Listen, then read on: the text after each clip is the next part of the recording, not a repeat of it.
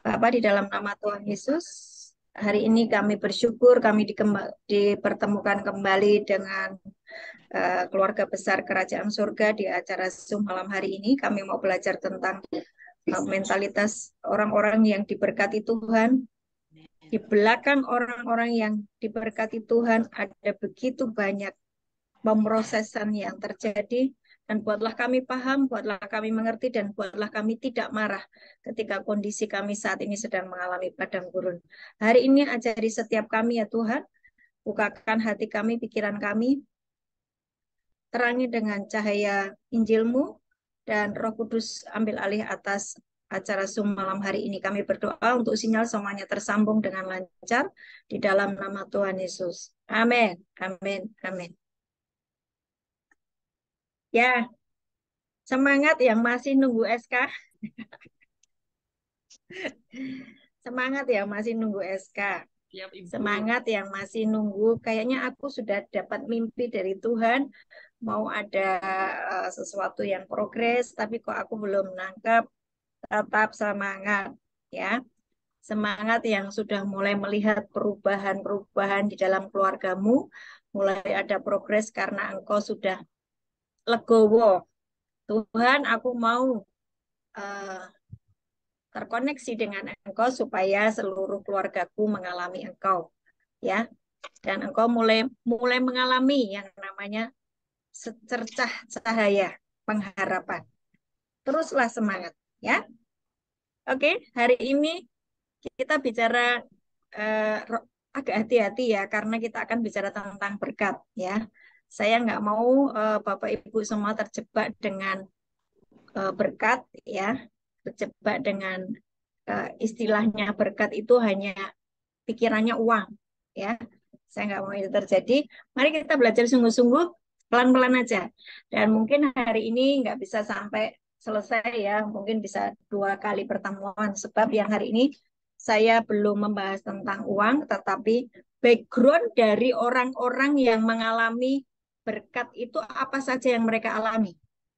Jadi orang mengalami yang namanya diberkati berkelimpahan, mengalami dinaikkan, dipromosikan itu bukan tiba-tiba. Ada proses di belakang itu yang dia harus jalani. Semua sudah baca ulangan 8 ya? Ya, sudah baca ulangan 8 semua? Yang belum, saya lihat dulu. Sibuk, Bu. Nggak sempat. Ulangan 8 kita pernah membaca, tetapi kalau kita belum disingkapkan, agak ini ya, membingungkan. Ayat 2, ulangan 8 ayat 2. Semuanya diperhatikan Alkitab masing-masing dan siapkan catatan.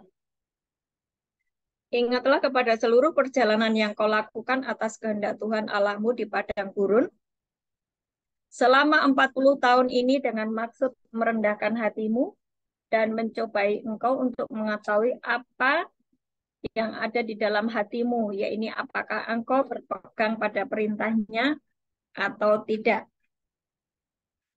Garis bawahi ya,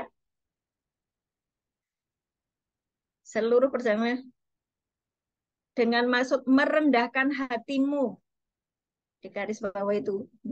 Jadi proses yang namanya padang gurun itu adalah proses untuk merendahkan hati kita. Tadinya hati kita ini keras, congkak, sombong, angkuh, ya, keminter, minter tahu ya, so tahu kayak gitu.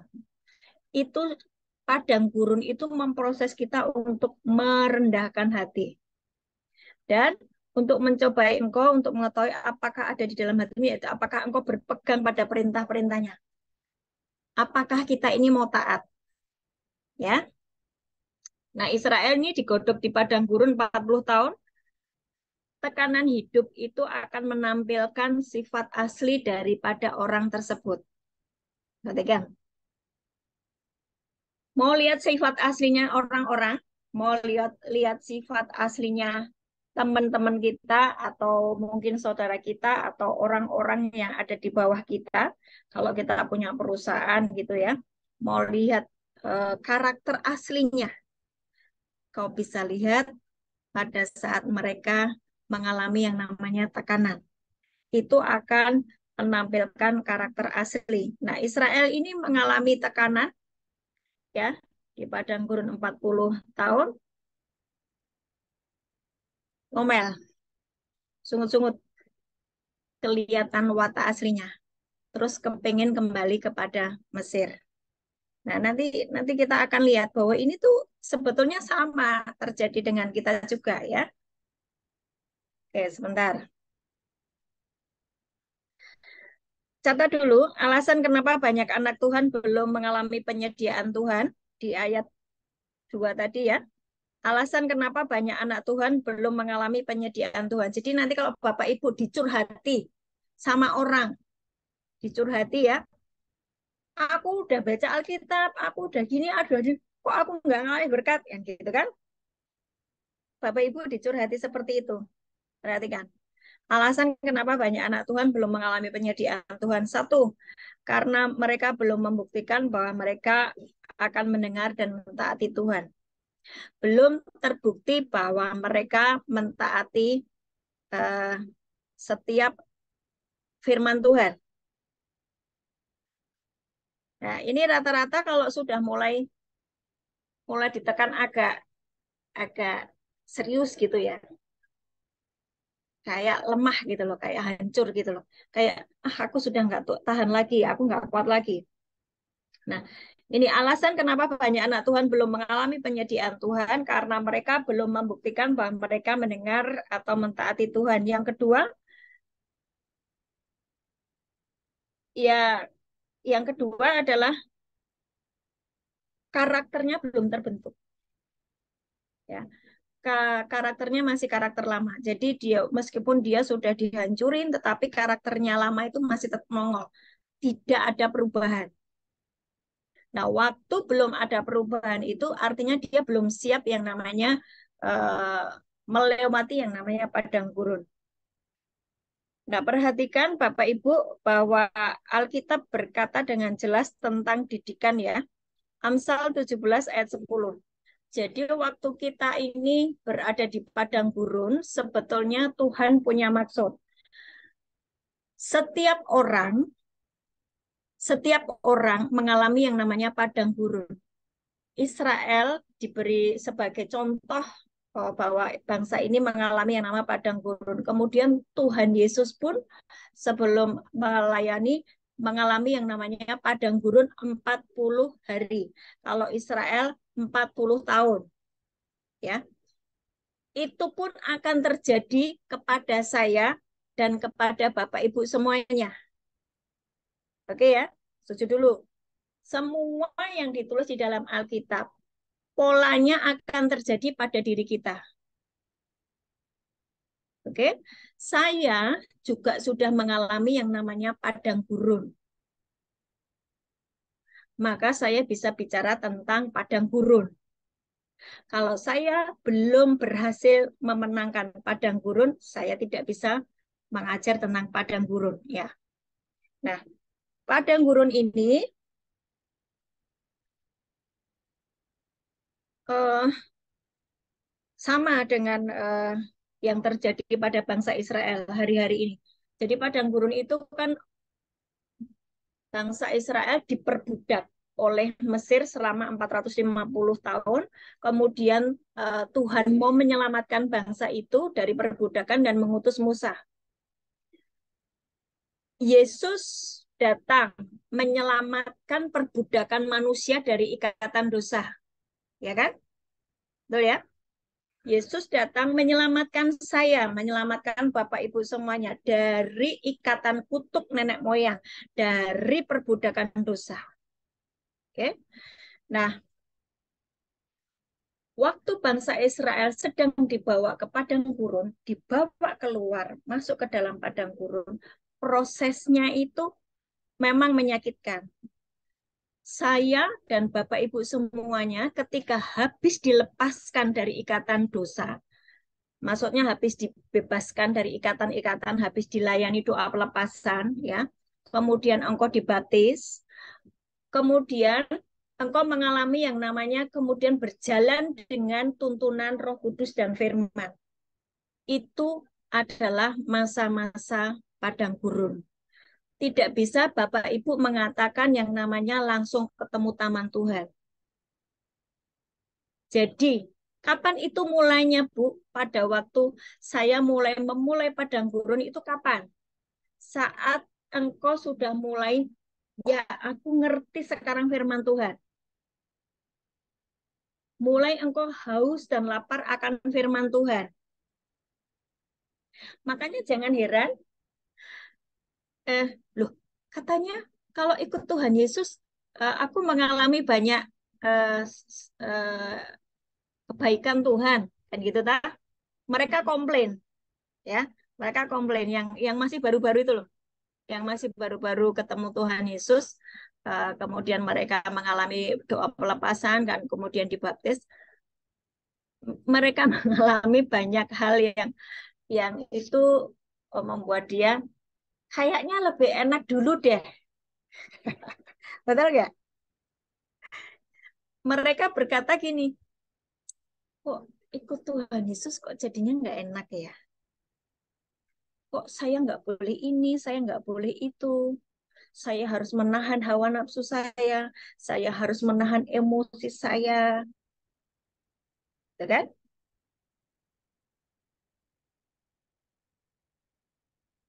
Coba, coba direnungkan. Sekarang karena gini loh, kan kenapa saya mengajak Bapak Ibu sama merenungkan karena memang hari-hari ini banyak orang anak-anak Tuhan yang sedang mengalami yang namanya padang gurun. Bagi yang sudah mengikuti KKS lama dan menjalankan setiap apa yang saya sampaikan. Hari ini ada padang gurun, hari ini ada krisis ekonomi, hari ini ada krisis macam-macam itu nggak kena. Karena apa? Sudah tak kasih tahu. Sistem Babel itu akan dihancurkan. Jangan terikat pada uang, jangan terikat pada dunia. Karena dunia dan sistem Babel hendak dihancurkan oleh Tuhan. Digantikan dengan sistem kerajaan surga. Pakailah pola hidup kerajaan surga. Saya waktu itu sampaikan begitu, ya kan? Kalau engkau tetap berkeras memakai sistem dari dunia, dunia sedang digoncang, engkau sekarang sedang mengalami goncangan. Jadi itulah uh, hari-hari ini ada begitu banyak orang yang sedang mengalami yang namanya padang gurun, goncangan, tetapi sebagian dari anak-anak Tuhan yang mengerti firman Tuhan, mengerti firman Tuhan, mau belajar sungguh-sungguh. Mereka tidak mengalami yang namanya uh, goncangan tersebut, tidak mengalami yang namanya kekeringan, sebab sudah selesai dengan padang gurun. Saya ulang ya tadi ya, uh, bangsa Israel masuk di padang gurun, tidak ada supermarket, tidak ada toko, tidak ada, tidak bisa jual beli, ya. Dan itu berarti uangnya nggak laku. Kau punya uang se seberapapun itu nggak akan laku buat membeli, ya. Kalau sekarang itu diibaratkan gini loh, padang gurun itu gini. Saya ada gaji, tapi gaji saya itu nggak bisa saya pakai untuk kesenangan saya. Karena saya sudah punya cicilan ini, cicilan ini, cicilan ini, cicilan ini, bayar ini. Habis. Nggak ada tersisa. Jadi punya uang, tapi tidak bisa untuk melakukan transaksi apapun karena itu sudah diplot. Artinya kondisinya memang kalau yang namanya padang gurun itu adalah semua serba pas, bahkan seringkali minus gitu ya. Nah, tapi di padang gurun itu bagi orang yang percaya pada Tuhan, pada firman-Nya, tidak perlu yang namanya gonta-ganti sepatu. Sepatumu tetap bagus 40 tahun. Itu sepatunya nggak rusak. Itu bicara apa sih? Semua kebutuhan sehari-hari itu semuanya baik-baik saja. Kalau engkau percaya. Kalau engkau percaya. Terus kemudian makanan sudah ada disediakan oleh Tuhan. Mana? Ya kan? Sudah ada. Jadi banyak orang kenapa komplain di padang gurun karena apa? Mikirnya itu jauh ke depan. Yesus berkata, kesusahan sehari cukuplah untuk sehari. Hari ini engkau bisa makan. Terima kasih Tuhan. Hari ini engkau bisa membayar cicilan. Terima kasih Tuhan. Udah, susahnya besok dipikir besok. Karena besok itu Tuhan sudah menyediakan berkat yang baru. Apa? Mana yang baru?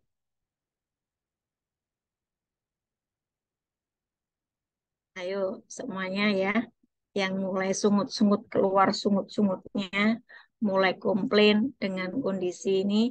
Kalau yang sudah melalui padang gurun dan kalian berhasil, kau pasti nikmat lah, ya nikmat karena bagian dari peremukan apa yang kita namakan peremukan daging tidak boleh eh, melanggar setiap ketetapan Tuhan itu sudah kau kerjakan ya hari ini engkau sudah menang, engkau mengalami yang namanya taman Tuhan. Ya. Nah, padang gurun tadi saya bilang bahwa bagi yang baru bertobat, baru mengerti firman, belum bisa mengalami yang namanya langsung ketemu taman Tuhan, ya. Karena engkau baru percaya bahwa Yesus Tuhan, engkau baru percaya kepada firman Allah. Jadi uh, harus yang namanya dibersihkan dulu kehidupan lamamu itu dengan firman. Cara berpikirmu dibersihkan dulu dengan firman. Paradigmamu dibersihkan dulu dengan firman. Semuanya harus diselaraskan dulu dengan firman. Nah, itu termasuk yang namanya padang gurun. Ya, jadi eh, tenang saja bagi yang sekarang ini mengalami yang namanya kesusahan, sesuatu kesusahan yang luar biasa. Karena apa tadi disampaikan di Ulangan 8 ayat 2, untuk memproses kerendahan hati. Biasanya orang-orang yang memiliki karakter sombong nggak tahan dengan padang gurun. Nggak tahan. Nah, nggak tahannya bagaimana? Dia akan komplain. Banyak komplain dengan apa yang sedang Tuhan proses pembersihan dari paradigma yang salah. Kemudian pembersihan dari semua ketakutan dan kekhawatiran dan kecemasan. Besok makan apa? Besok anakku sekolah bagaimana? Besok bagaimana? Cara berpikirnya masih pakai cara berpikir yang lama. Ya. Nah, ini memproses kerendahan hati dan memproses apakah engkau benar-benar berpegang pada perintahnya atau tidak. Nah, di padang gurun ini kan Tuhan Yesus diuji oleh, didatangi oleh iblis-iblis ya. Bapak Ibu yang sedang di padang gurun, saat ini iblis itu sedang mengaum-ngaum di telinga. Dengar, Bapak Ibu yang hari ini sedang ada di padang gurun, engkau sedang dibersihkan dari semua cara berpikirmu. Iblis mengaum-ngaum, mengintimidasi. Mana Tuhanmu? Mana buktinya nggak ada? Kurangkan duitmu, kan gitu. Mana kesehatanmu nggak ada pemulihan. Jadi ada suara-suara negatif yang akan membuat imanmu goncang. Seperti Tuhan Yesus ketika didatangi oleh iblis berkata ada tertulis, ada tertulis, ada tertulis. Berarti Bapak Ibu harus punya yang namanya firman yang kuat untuk membungkam mulut iblis. Ketika engkau cemas dengan apa yang akan kau makan besok, harus keluar firman. Harus keluar firman. Allahku kan memenuhi segala keperluanku menurut kekayaan dan kemuliaannya. Apapun firman itu. Burung pipit dipelihara, aku dipelihara. Aku ini anak Bapa, aku tidak akan mendapatkan kekurangan. Aku tidak akan kekurangan. Aku dipelihara oleh Bapa. Semua firman tentang kepercayaanmu kepada Tuhan harus keluar dari mulutmu. Bukan hal-hal yang negatif. Ya, jadi sekali lagi bahwa di padang gurun itu iman kita akan diuji. Iblis akan membujukmu untuk kembali kepada bisnis yang lama, kepada pekerjaan-pekerjaan yang lama, cara hidup yang curang, yang tidak halal. Pokoknya disuruh kembali kepada manusia lama. Seperti Israel berkata, kalau kayak gini lebih baik kembali ke Mesir. Di Mesir makan enak, tapi kan diperbudak. Ya. Nah, ini hari-hari ini ada begitu banyak anak-anak Tuhan yang sudah mulai seperti itu karena tidak tahan dengan padang gurun yang sedang Tuhan izinkan terjadi dalam hidupnya. Perhatikan Ulangan 8 ayat 3. Jadi ia merendahkan hatimu, membiarkan engkau lapar, dan memberi engkau makan mana yang membuat engkau mengerti bahwa manusia hidup bukan dari roti saja, tetapi manusia hidup dari segala yang diucapkan Tuhan. Di padang gurun semuanya serba sedikit, ya. Apakah Bu Ana ngalami? Saya ngalami. Saya ngalami yang namanya padang gurun. Semuanya serba sedikit, semuanya harus diirit-irit, semuanya harus diperhitungkan supaya dengan uang segini saya bisa hidup sampai dengan akhir bulan. Semuanya serba sedikit, ya. Dan itu saya rasa itu semua mengalami ya, Bapak Ibu ya. Ada masa-masa itu ya, ada masa-masa itu yang sudah selesai dengan padang gurun pasti mengalami seperti itu. Tapi perhatikan bahwa rancangan Tuhan itu enggak yang kayak gitu loh.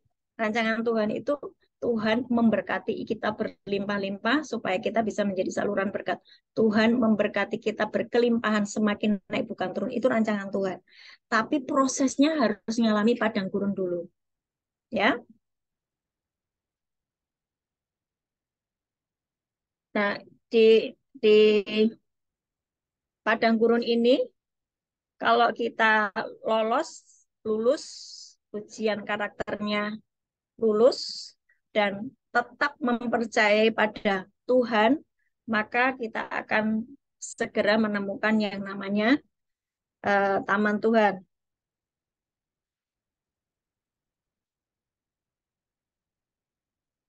Sudah ada karakter ya. Jadi kapan kita ini keluar dari taman padang gurun adalah satu sudah ada karakter Kristus, sudah ada eh, kerendahan hati. Karakter yang lama itu sudah dihancurkan. Engkau sudah berubah menjadi karakter Kristus. Engkau sudah yang tadinya sombong jadi rendah hati. Yang tadinya mengandalkan kekuatannya sendiri jadi mengandalkan Tuhan. Segala sesuatu dirubah. Yohanes 1 ayat 1 sampai 5. Yohanes 1 ayat 1 sampai 5.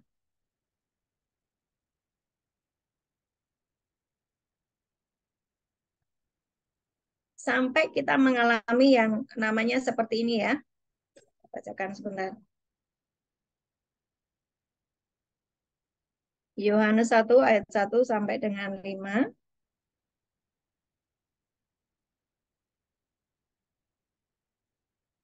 Pada mulanya adalah firman, firman itu bersama-sama dengan Allah dan firman itu adalah Allah. Ia pada mulanya bersama-sama dengan Allah, segala sesuatu dijadikan oleh Dia dan tanpa Dia tidak ada satupun yang telah jadi dari segala yang telah dijadikan.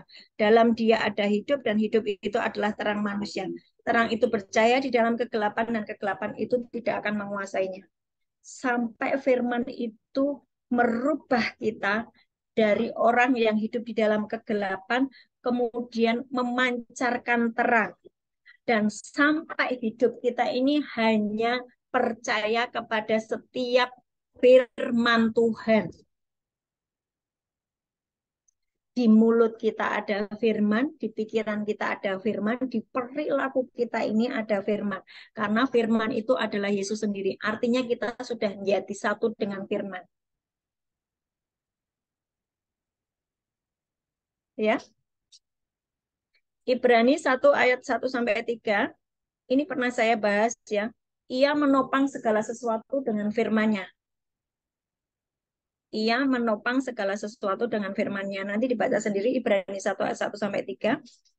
Dan kalau kita baca di Kejadian 1 ayat 26 sampai dengan 28, bahwa Tuhan menciptakan kita serupa dan segambar dengan Dia. Nah, waktu kita sudah selesai dengan padang gurun tadi, kita dibentuk karakternya seperti karakter Kristus, kita sudah penuh dengan firman, kita diciptakan serupa dan segambar dengan Tuhan. Tuhan itu menciptakan segala sesuatunya dengan berfirman. Maka ketika kita sudah keluar dari padang gurun tersebut, kita bisa berkata, berkat datanglah dan berkat datang. Kita bisa berkata kepada anak yang sakit, jadilah sembuh, mereka sembuh. Kita bisa berkata, apa namanya, besok anakku mau membayar uang SPP, di dalam nama Tuhan Yesus uang datang, uang datang. Sampai bisa seperti itu. Apakah itu bisa? Bisa. Karena apa? Tuhan itu nomor satu di dalam dirinya. Di dalam dirinya sudah tidak lagi yang namanya hal-hal dunia. Sudah diproses tadi loh di padang gurun. Oh, ternyata memang aku harus mengandalkan Tuhan. Ternyata ketika aku mengandalkan hal-hal yang dari dunia, yang kelihatan ini tidak bisa menolong saya. Uang yang ada itu tiba-tiba hilang. Ya kan? Aku harus mengandalkan Tuhan. Tuhan itu firman. Sampai kita menjadi satu dengan firman, kita selesai dari padang gurun, maka ucapan kita, apa yang kita ucapkan terjadi. Jadi bagi Bapak Ibu yang sedang mengalami mau proses promosi, ucapkan, engkau sudah bisa, punya power di dalam mulutmu. Ayo SK-nya suamiku segera turun. Ya, malaikat-malaikat segera membawa yang namanya SK untuk suamiku. Kan kayak gitu itu bisa, sangat bisa. Ya. Nah, sekarang gini, saya kembali kepada tadi loh, waktu engkau mengalami padang gurun, ya, waktu engkau mengalami padang gurun, di tengah padang gurun, engkau berkata gini, rasanya aku nggak kuat, rasanya aku nggak kuat. Berarti waktu kita ngomong rasanya aku nggak kuat, aku angkat tangan, aku sudah nggak tahan dengan hidup seperti ini, padang gurun seperti ini, seperti yang Tuhan mau, saya nggak kuat. Nah, sejak kita ngomong seperti itu, berarti kita melanggar firman yang di 1 Korintus 10 ayat 13, 1 Korintus 10 ayat 13, pencobaan-pencobaan yang kamu alami adalah pencobaan biasa. Allah tidak membiarkan kamu dicobai melampaui kekuatanmu. Ya, berarti kita sudah mulai melanggar firman. Tuhan itu ngomong, kan kita ngomong nih, aku udah nggak tahan, aku udah nggak tahan. Tuhan ngomong apa? Pencobaan-pencobaan yang kamu alami itu hanya pencobaan biasa. Allah tidak pernah membiarkan kamu dicobai melampaui kekuatanmu. Terus di 2 Korintus 12 ayat 9 dibilang begini, cukuplah kasih karuniaku bagimu. Justru di dalam kelemahanlah kuasaku menjadi sempurna. Nah, hari di mana engkau berkata, saya sudah tidak bisa lagi menanggung semuanya ini, itu adalah hari di mana Bapak Ibu terjebak. Saya ulang. Hari di mana engkau berkata, aku sudah nggak tahan, aku sudah nggak tahan, aku nggak kuat. Engkau berkata seperti itu, maka itulah hari di mana engkau terjebak.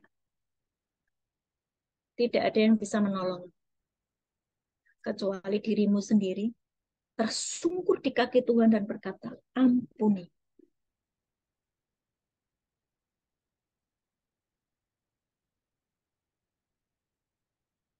Ini kerjakan ya.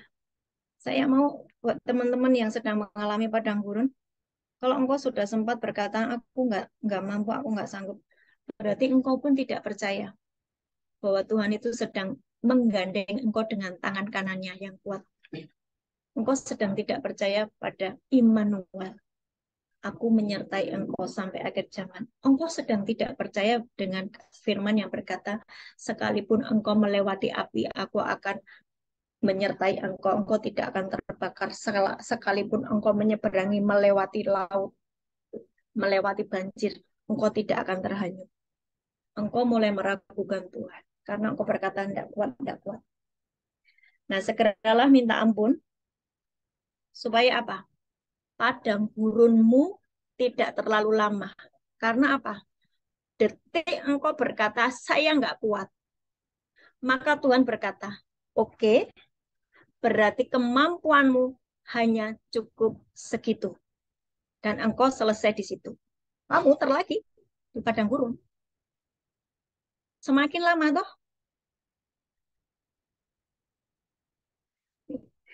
garuk-garuk kepalanya. Nggak masuk, nggak paham. Waktu engkau menyerah dengan padang gurun, misalnya sakit nggak sembuh-sembuh, ekonomi hancur terus-menerus, kondisimu tidak mengalami yang namanya perbaikan. Sementara engkau sudah baca Alkitab, engkau sudah puasa, engkau sudah mematikan daging, tapi kondisi tidak berubah. Itu kan namanya sedang padang gurun. Jangan sekali-sekali ngomong, aku menyerah, aku nggak kuat. Dan engkau kembali kepada kehidupanmu yang lama. Kalau sempat engkau berkata seperti itu, minta ampun. Karena apa? Engkau sedang terjebak dengan iblis yang tadi lo di telingamu berisik. Mana Tuhanmu? Mana janji-janjinya? Enak kehidupanmu yang lama toh.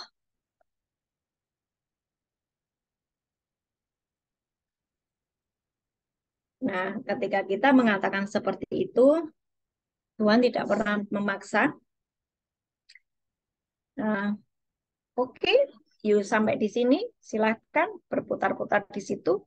Ya, karena kemampuanmu untuk dibersihkan hanya cukup di situ. Sementara Tuhan punya yang namanya standar yang tinggi. Suci, kudus, tahir, hidup seperti Kristus, percaya kepada setiap firman Tuhan, percaya pada setiap kebenaran firman Tuhan. Nah, di situ engkau akan makin marah, ya kan? Loh, kok itu orang sudah sangat enak hidupnya, sangat semuanya mudah. Jangan salah, kok anak-anak Tuhan yang sudah mengalami berkat yang luar biasa, mereka pada waktu masuk padang gurun enggak nyerah, terus dia berjalan di padang gurun itu, terus dia lakukan terus sampai karakternya seperti karakter Kristus, sampai dia hanya mempercayai satu-satunya Tuhan dan Juru Selamatku adalah Yesus Kristus, dan aku hanya hidup karena firman.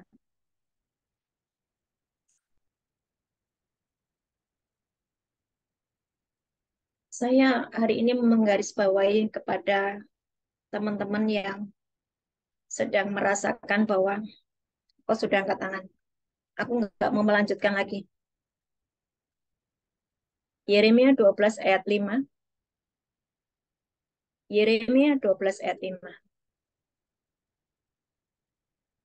Ini saya baca dari firman Allah yang hidup ya. Yeremia. Ini ceritanya, Yeremia ini komplain dengan Tuhan. Nanti baca sendiri ya. Tuhan, Tuhan, memang engkau tuh maha adil, engkau memang maha kuasa. Tapi aku mau protes, intinya gitu. Kenapa orang-orang fasik itu mereka sangat kaya, mereka diberkati, mereka sangat hidupnya kayaknya beruntung, kayak gitu ya. Terus Tuhan itu ngomong begini, jika engkau telah berlari dengan orang yang berjalan kaki dan engkau telah dilelahkan, bagaimanakah engkau hendak berpacu melawan kuda? Dan jika di negeri yang damai engkau tidak merasa tentram, apakah yang akan engkau perbuat di hutan belukar sungai Yordan? Saya bacakan di firman Allah yang hidup. Tuhan menjawab aku. Ya, Tuhan menjawab Yeremia. Jikalau berlomba lari dengan orang-orang yang biasa saja, engkau sudah kehabisan tenaga, bagaimana engkau akan berlomba dengan kuda, burung, atau dengan raja, dengan para pegawainya, dan dengan semua imamnya yang jahat. Jikalau di tempat yang rata dan aman engkau sudah terantuk dan jatuh, apalagi di hutan belukar Sungai Yordan. Artinya apa? Baru segitu saja engkau kok sudah menyerah. Engkau minta berkat yang besar. Tapi di proses baru seperti ini, engkau sudah komplain. Ini baru tahap awal, tapi engkau sudah komplain. Tapi engkau mintanya berkatnya yang besar. Masuk akal nggak? Itu kita semua loh. Ayo bertobat. Ayo bertobat.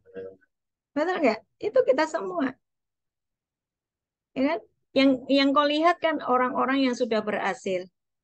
Bapak Ibu tidak melihat bagaimana di belakang layar mereka menangis, mereka mengalami yang namanya padang gurun, mereka pernah difitnah, mereka pernah dihakimi massa, mereka pernah yang namanya habis-habisan, tetapi tidak komplain mulutnya, tetap mengucap syukur, tetap menjaga hidupnya berkenan kepada Tuhan, dan sampai dengan masa padang gurun itu, yaitu membersihkan semua mental yang jahat dalam dirinya selesai.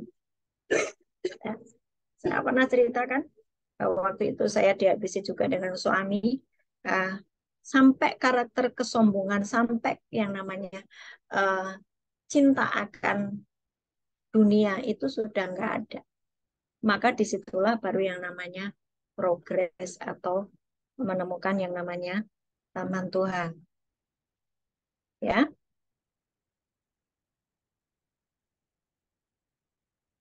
uh, kenapa sih Tuhan bikin kita ini mengalami yang namanya aniaya atau padang gurun? Semua yang Tuhan Yesus alami, kita juga harus mengalami. Yohanes 15 ayat 20, jikalau mereka telah menganiaya aku, mereka juga akan menganiaya kamu. Jikalau mereka telah menuruti firman-Ku, mereka juga akan menuruti perkataanmu. Artinya apa? Yesus mengalami aniaya, Yesus mengalami padang gurun, kita juga harus mengalami padang gurun. Yesus mengalami yang namanya difitnah, kita mengalami difitnah. Yesus mengalami ditekan, ditekan, ditekan, kita juga mengalami ditekan. Terus bagaimana saya menghadapi semuanya? Lihat apa yang dilakukan Yesus setiap hari. Makanya baca Injil, baca firman. Bagaimana Yesus ketika mau uh, apa namanya dilempari batu, dia tiba-tiba bisa menghilang. Ajari aku menghilang tuh. Ajari aku menghilang. Loh ya, biar nggak ditimpuki batu kan. Artinya gini loh, ajari aku tuh Tuhan, meskipun aku ini lagi difitnah, dianiaya, ajari aku ini nggak sakit hati supaya aku nggak kelamaan di padang gurun. Ajari aku ini memiliki yang namanya uh, seolah-olah nggak ada itu, gitu loh. Tetap aku menjaga hubunganku dengan Engkau. Itu kan menghilang. Jangan jangan dipikir terus ya tiba-tiba menghilang kan gitu. Ya memang ada saatnya nanti kalau kita sudah level roh kita ini sudah sangat kudus dan holy, kita bisa seperti Petrus, Paulus ya, dia dilempari batu sampai mati, harusnya dia mati, tapi tiba-tiba dia bangun, terus sudah berada dengan di tempat yang lain. Nanti ada saatnya Bapak Ibu akan mengalami seperti itu jika engkau terus menjaga hubunganmu dengan Tuhan, progres gitu ya. Bagaimana yang dari Lapas Semarang tiba-tiba ke Lapas Manokwari, itu kan juga namanya sudah terbang ke sana tiba-tiba gitu ya. Ya, jangan jangan memikir hal-hal itu dengan yang terlalu ngeroh. Boleh ngeroh, tapi nanti ada levelnya tertentu, tetapi engkau harus yang namanya tetap seimbang ya. Nah, sekali lagi eh, padang gurun harus selalu dilalui oleh setiap anak Tuhan. Pastikan bahwa engkau ketika mengalami padang gurun segera selesai Dengan apa? Mempercayai setiap ucapan Tuhan, firman Tuhan, taat. Ya, setiap didikan itu kita responi dengan ya Tuhan, aku mau. Ya Tuhan, aku bertobat. Tadi belum sempat saya sampaikan ya, yang tentang kata didikan ya. Amsal 17 ayat 10 sama Amsal 15 ayat 5. Jadi waktu di padang gurun engkau ditegur Tuhan, engkau harus mendengarkan teguran. Memberi teguran kepada orang yang berakal budi lebih bermanfaat daripada 100 pukulan cemeti pada punggung orang bebal. Jadi jangan sampai kita disebut orang bebal ya. Sudah dicambuk 100 kali tetap engkau tidak. Maksudnya sudah dihabisi Tuhan 100 kali, 100 sudah dihabisi ininya, sudah dihabisi ini, sudah dihabisi itu, tetapi engkau masih bebal. Jangan sampai seperti itu. Tapi ketika kita ditegur Tuhan, kok aku mengalami kayak gini? Oh ini padang gurunku, ampuni aku Tuhan. Jadi ketika Tuhan menegur kita, pastikan bahwa kita segera meresponi ya. Orang cerdas belajar lebih banyak daripada satu teguran. Orang cerdas belajar lebih banyak dari satu teguran daripada orang bodoh belajar melalui 100 pukulan. Itu di versi mudah dibaca. Amsal 17 ayat 10. Orang yang sudah bebal, diomongi apapun, dia mengalami yang namanya pukulan dari Tuhan sampai 100 kali. Dia tidak akan paham bahwa ini Tuhan sedang memproses dia. Nah, jadilah orang-orang yang berakal budi, jadilah orang-orang yang cerdas, sehingga setiap kali ada pukulan kita langsung tahu, oh ini Tuhan menegur aku, saya mau Tuhan diperbaiki. Amsal 15 ayat 5. Orang bodoh menolak nasihat ayahnya, di versi mudah dibaca ya, tetapi orang bijak mendengarkan teguran. Orang bodoh meremehkan nasihat ayahnya, anak yang bijaksana memperhatikan setiap teguran. Jadi pastikan bahwa ketika kita sedang di padang gurun dengan banyak teguran dari Tuhan, mari kita responi dengan baik supaya apa? Padang gurun kita segera selesai dan kita mengalami seperti Ayub dipulihkan 2 kali lipat ya. Tekanan-tekanan yang dialami oleh Ayub bisa membuat Ayub meninggalkan Tuhan, tetapi dia tetap mempertahankan integritasnya di hadapan Tuhan dan dia lulus ujian dan dia dipulihkan 2 kali lipat. Apakah saat ini Bapak Ibu sedang mengalami padang gurun? Jangan menyerah. Bertahanlah. Tuhan menyertaimu. Dia ada di sebelah kanan. Dia Bapa yang baik buatmu. Percaya setiap janjinya. Ucapkan saja. Ucapkan setiap janjinya. Ucapkan setiap firman Tuhan. Hiduplah dari firman Tuhan. Bagaimana sih hidup dengan firman Tuhan? Apapun saat ini yang sedang engkau alami. Engkau ditolak oleh seseorang. Engkau ditolak oleh keluargamu. Terima kasih Tuhan, aku tidak mau menjadi orang yang pahit. Engkau sendiri mengatakan di kitab Yesaya bahwa aku ini milikmu yang paling berharga. Bahkan engkau mati buat saya. Betapa saya ini sangat berharga. Ya? Apapun. Kalau engkau sedang sakit, dan sakit itu sepertinya uh, tidak selesai-selesai, katakan begini. Roma 8 ayat 11. Roh Kudus yang diam di dalam Yesus, yang membangkitkan Yesus dari antara orang mati, diam juga di dalam tubuhku yang fana ini, sehingga akan membangkitkan tubuhku yang sakit ini. Seluruh tubuhku sehat dari ujung kepala sampai ujung kaki. Apalagi kau sedang mengalami dompetnya kosong, wah banyak sekali tuh ayat tentang firman Tuhan tentang itu. Ya kan? Apalagi kehilangan jati diri. Rasanya engkau dibully banyak orang. Engkau disalah-salahin bosmu. Wah, habis disalahin ini, disalahin sana sini sana seolah-olah engkau ini tidak berharga. Firmannya yang keluar apa? Ini aku ini seperti Raja Wali, ya kan? Semakin ada badai, aku semakin terbantingi. Kalau hari ini aku dimisu-misui, dipisu-pisui, dimaki-maki oleh orang, berarti itu tandanya aku mau promosi, ya kan?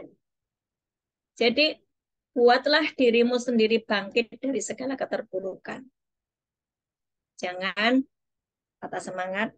Waktu engkau patah semangat, Tuhan juga selesai. Tuhan nggak akan maksa. Oke, you di situ, ya udah, kau berputar-putar di situ. Tidak pernah menemukan tangan Tuhan. Minggu depan saya akan bicara tentang uang, ya. Tetapi ini backgroundnya hari ini adalah ini dulu. Kenapa ada padang gurun? Kenapa ada padang gurun? Karena engkau sedang diproses untuk mempercayai Tuhan, firman-Nya, dan karaktermu sedang dibentuk seperti Kristus. Oh, jadi begitu ya. Pantesan. Untung aku ikut Zoom malam ini. Jadi aku terselamatkan. Kalau aku tidak ikut Zoom malam ini, aku maki-maki. Dan Tuhan berkata, oke, you selesai di situ. Dan silahkan bermain-main di padang gurun kelamaan. Bahkan saya bilangnya, sampai dengan matinya, dia tidak bisa menyelesaikan impian Tuhan. Impian Tuhan itu apa? Tuhan menyediakan masa depan yang penuh harapan. Tuhan tidak pernah memberikan rancangan kecelakaan. Tuhan itu akan menaikkan engkau jadi kepala bukan ekor. Tuhan itu akan mengangkat engkau di atas bangsa-bangsa. Karena engkau anaknya. Tuhan nggak mau ngangkat orang fasik. Kau kenal Tuhan kok, engkau anak. Jadi Tuhan butuh kalian semua, butuh kita semuanya. Semangat ya, yang masih pada gurun. Kalau nggak kuat, ngomong, Tuhan aku bertobat hari ini. Aku nggak mau berputar-putar di padang gurun. Oke. Hari ini ada kesaksian dari Bu Prewanti. Apakah Bu Prewanti sudah bergabung dengan kita? Coba dicek dulu. Siapa? Tria. Coba dicek Bu Prewanti sudah ada apa belum? Perhatikan Bapak Ibu, kalau nanti hari-hari ini Bapak Ibu mendapatkan mimpi, ya, mimpi, dan waktu engkau mimpi itu mimpimu engkau masih ingat sampai dengan waktu engkau, ya, mimpi itu engkau masih ingat waktu engkau bangun itu masih ingat. Oh, seperti saya ya, waktu itu mimpi ada paku bumi yang besar sekali itu jatuh dari langit, wes, ngenain orang-orang. Berarti akan ada yang namanya malapetaka, entah itu gempa bumi, entah itu satu kecelakaan maut di mana mobil ringsek di bawah kecepet apa tronton, bisa begitu kan. Nah, waktu Bapak Ibu mimpi, mimpi itu engkau bisa sampai sampai bisa mengingatnya dengan detail. Tuhan berbicara kepada kita. Itu mimpi, kalau yang seperti itu bisa kita langsung minta Tuhan pengcoveran atas keluargaku, atas teman-temanku, atas lingkunganku. Ya, Tuhan lindungi kota kami. Tidak ada gempa bumi, tidak ada goncangan yang akan menghancurkan setiap bangunan. Ya, jadi mimpi yang kita ingat itu bisa bisa ada sesuatu yang akan terjadi di depan. Tapi Tuhan sudah memberitahukan kepada kita dan kita bisa membatalkannya. Kita bisa mengcovernya. Nah, kalau mimpinya bagus, engkau harus imajinasikan sampai mimpi itu terjadi. Karena itu Tuhan sedang ngomong. Ini loh, akan terjadi seperti ini. Engkau akan mengalami begini. Itu sampai terjadi. Itu ya. Oke, sudah. Bu, Bu, Belum ada, Mbak Ana. Bu Pri, belum ada. Oke, baik. Saya buka pertanyaan. Silakan yang mau bertanya.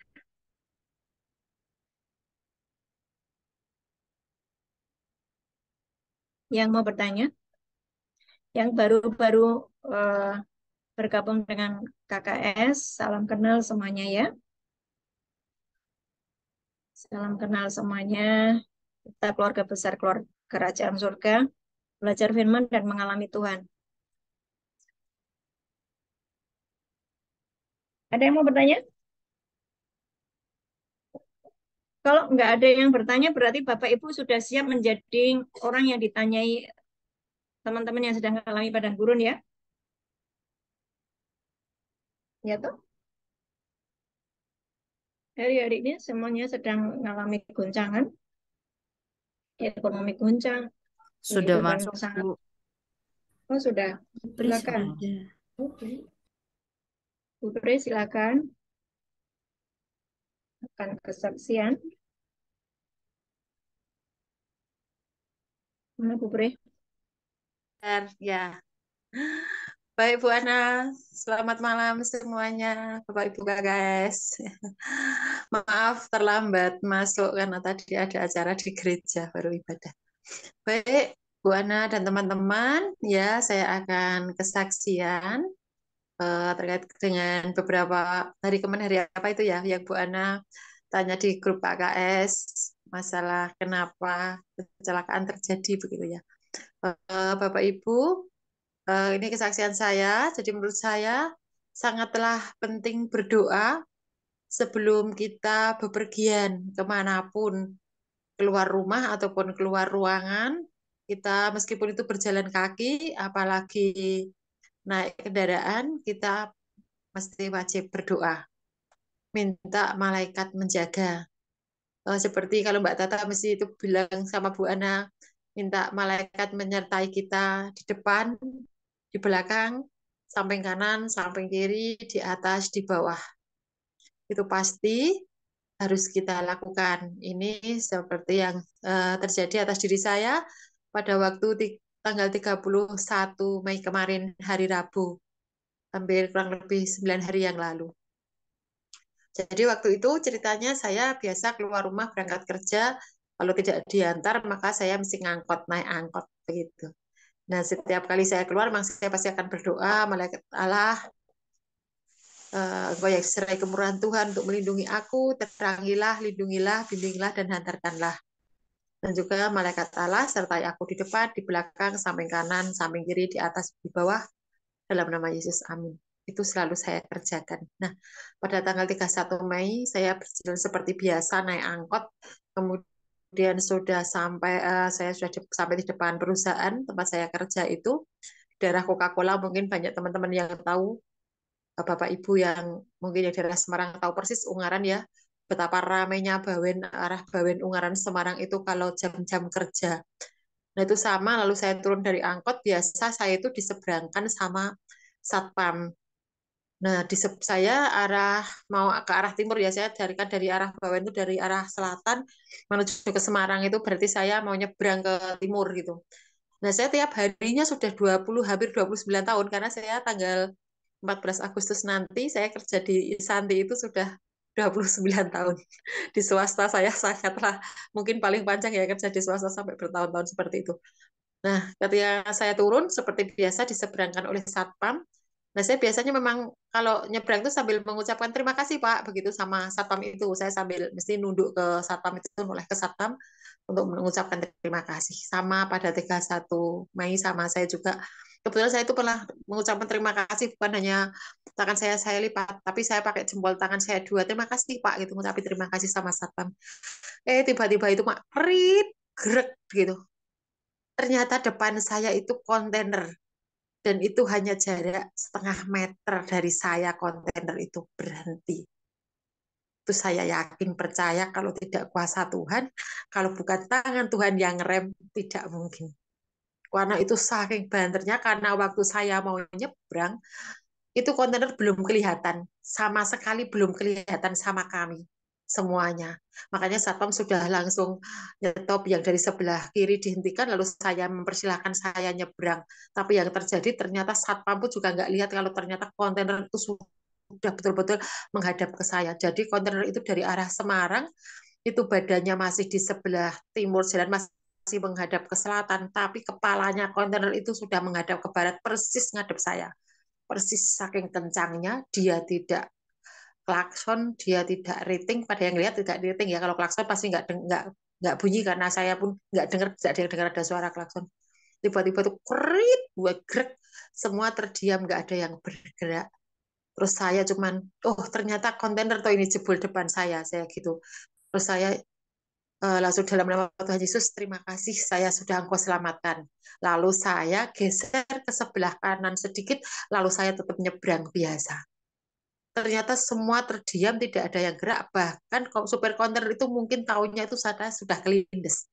Karena waktu saya enggak, saya bilang, oh jebol kontainer ya, saya tuh menghadap ke depan saya enggak, karena depan saya kok ternyata hanya kayak papan gitu, tapi saya enggak gitu, itu ternyata itu kontainer dan sopir itu nggak kelihatan karena saya sudah benar-benar di bawahnya kontainer itu benar-benar di depan yang persis plek di depannya itu jadi sopir kontainer itu nggak bisa lihat saya sampai saya sudah nyebrang selesai itu kontainer itu nggak jalan-jalan mungkin sopirnya nyari saya orang-orang pada mikir tuh paling kontainernya sopirnya nyari saya karena saya nggak kelihatan mungkin taunya sudah kelindes gitu dan semua berhenti dan semua itu nggak bisa gerak mungkin saking semua bingungnya melihat kejadian itu. Jadi sampai kanan kiri itu sampai berhenti sekitar 10 sampai 15 menit itu nggak gerak semuanya.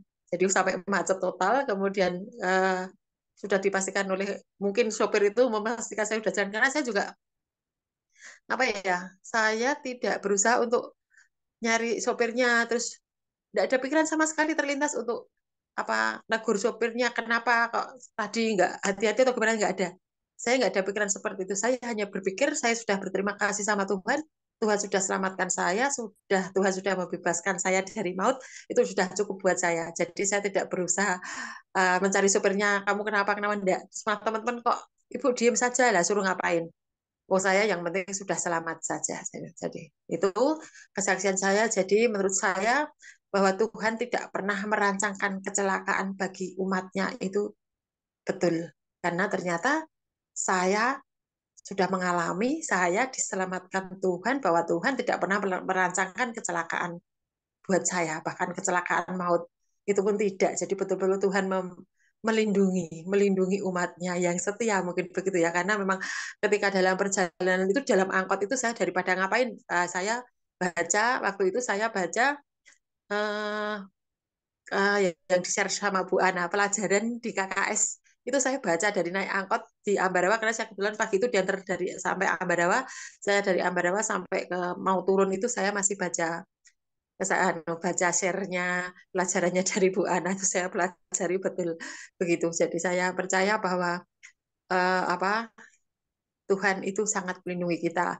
Kemudian juga Mazmur 91 itu memang kita wajib kita baca setiap hari itu wajib. Jadi saya sampai saat ini Mazmur 91 tetap saya baca terus. Kemudian juga Mazmur 23 itu tetap menjadi apa ayat tiap hari yang harus saya baca juga ulangan 28 itu. Begitu Ibu, Bapak Ibu semuanya. Jadi eh, bahwa apa yang tertulis dalam kitab suci kita itu mesti harus yakin bahwa janjinya itu iya dan amin.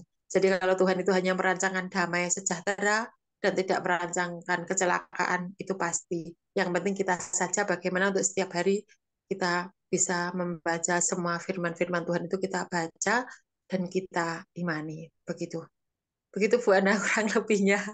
Dan sekarang itu teman-teman setiap kemarin waktu itu kejadian itu lalu semua heran gitu, semua heran, semua tanya. Bahkan teman-teman yang Muslim itu sampai semua bilang ini mukjizat Tuhan begitu. Dan saya bersyukur kalau seperti disampaikan Bu Ana bahwa ini mungkin bukan suatu kebetulan, tapi mungkin Tuhan mau pakai saya sebagai alat demonstrasinya Tuhan. Kayaknya iya Bu. Jadi benar-benar dengan kejadian itu teman-teman pun bukan hanya yang Kristen Katolik, yang Muslim semua bilang ini mukjizat, ini mukjizat. Ternyata mukjizat itu sampai sekarang masih ada ya sampai semua gitu. Iya dan ini real gitu. Maksudnya yang kayaknya nggak mungkin ya secara manusia pasti nggak mungkin mesti orang semua waktu itu yang lihat pasti saya sudah kelindes masalahnya tapi ternyata Tuhan selamatkan saya. Puji Tuhan, haleluya begitu. Tuhan sangat menyayangi saya. Tuhan sangat mengasihi saya. Terima kasih Bu Ana dan teman-teman semuanya. Tuhan Tuhan Yesus memberkati. sudah mengalahkan iblis, dosa, dan maut. Dan kita Ya, sudah tinggal di dalam Tuhan Yesus, kita tinggal di dalam Tuhan Yesus itu bagaimana setiap hari belajar firman, mempercayai firman, maka kita akan mengalami firman. Bagaimana dengan orang-orang, tapi kenapa Bu ada anak-anak Tuhan yang mengalami kecelakaan dan meninggal? Ya saya nggak tahu. Yang jelas kita mengerti bahwa jangan membuka celah. Setiap kali buka celah, segera tutup minta ampun. Supaya apa? Pagar perlindungan yang dari Tuhan itu tetap mengcover kehidupan kita. Ya, Amin. supaya apa? Eh, Pagar perlindungan yang dari Tuhan itu tetap ada di dalam diri kita. Sehingga maut itu yang dialami oleh Bu Breh itu adalah roh maut, ya, kecelakaan. Dan Bapak Ibu tolong perhatikan ya, hari-hari ini memang yang sedang mengalami padang gurun itu mengalami yang namanya tekanan 2 kali lipat. Yang satu karena dia harus mengalami padang gurun oleh karena memang proses yang Tuhan sedang kerjakan. Yang kedua karena memang atmosfer hari-hari ini roh-roh jahat menekan dengan luar biasa. Roh jahat ini sedang mencari mangsa sebanyak-banyaknya, mencari darah sebanyak-banyaknya. Jadi pastikan Bapak Ibu tinggal di dalam perlindungan Tuhan. Apabila engkau berdosa, segera beresi. Jangan buka celah, supaya iblis tidak bisa nuntut dan menghabisi kita dengan macam-macam malapetaka. Ya, dan Bu Brewanti adalah manusia yang cerdas secara roh. Ya, dia tahu apa yang harus dikerjakan setiap hari, meskipun Bu Brewanti ini ngalami yang namanya padang gurun juga loh. Tetapi saya melihat luar biasa dia. Waktu mengalami yang namanya padang gurun, dia selalu mendengar apa yang saya sampaikan, tidak pernah komplain. Iya Bu, siap Bu, siap Bu, iya Bu, ampuni aku Tuhan. Cuma begitu. Dan dia hari ini saya bisa melihat ada begitu banyak perubahan yang sedang terjadi dalam hidupmu ya Bu Pre. Ya, Ya, amin. satu persatu, Ya, puji satu Tuhan. persatu mulai diselesaikan ya, Oh, itu. keruwetannya ya. Ya, puji Tuhan Bu Ana. Ya, Mm-mm. ya. Dan ada Jadi tambahan Bu Ana. Jadi setelah kejadian itu teman-teman di kantor pun yang termasuk yang Muslim itu terus setiap hari setiap mau bekerja itu sama semua berdoa karena kan semua itu dengan risiko kecelakaan bisa terjadi. Bahkan kemarin itu teman saya yang Muslim itu kebetulan kan kejedot besi lalu kan berdarah. Terus temannya mau mengambilkan obat merah ke tempat saya. Terus itu tak ambil ke obat merah tempatnya Mbak Tri gitu. Lalu teman saya yang kecurut bilang, enggak usah bilang ke Mbak Tri, nanti saya malah dimarahin. Saya dikasih tahu pasti kamu nggak berdoa gitu katanya. Jadi teman-teman sekarang semua sadar bahwa doa itu sangatlah penting ketika mau melakukan pekerjaan apapun. Demikian Bu Ana. ya, Tambah. ya. Dan kita kita memang membawa keselamatan, kita tidak membawa agama ya. Jadi lewat kehidupan sehari-hari seperti yang dialami oleh Bu Prewanti, teman-teman yang belum kenal Isa Al-Masih, belum kenal Tuhan Yesus, mereka akan ngerti. Oh iya, di dalam Tuhannya Bu Prewanti itu ada sesuatu yang ajaib. Loh, sekarang perhatikan ya, ada loh orang-orang yang minta jimat. Jimatnya itu isinya apa? Satu, supaya umur panjang. Dua, supaya dilindungi dari kecelakaan. Tiga, supaya ini. Itu jimat loh. Ya. Boleh kita punya Tuhan Yesus yang dahsyat, melindungi semuanya, komplit paketnya. Udah gitu, kalau kita percaya Yesus, pasti jaminannya surga, ya kan? Gitu. Jadi lebih dahsyatlah Tuhan Yesus ya. Lewat kehidupan sehari-hari, pastikan kita menjadi alat demonstrasinya Tuhan. Jangan cepat komplain, sabar. Ya, ada yang mau kesaksian lagi? Atau mau bertanya? Silakan.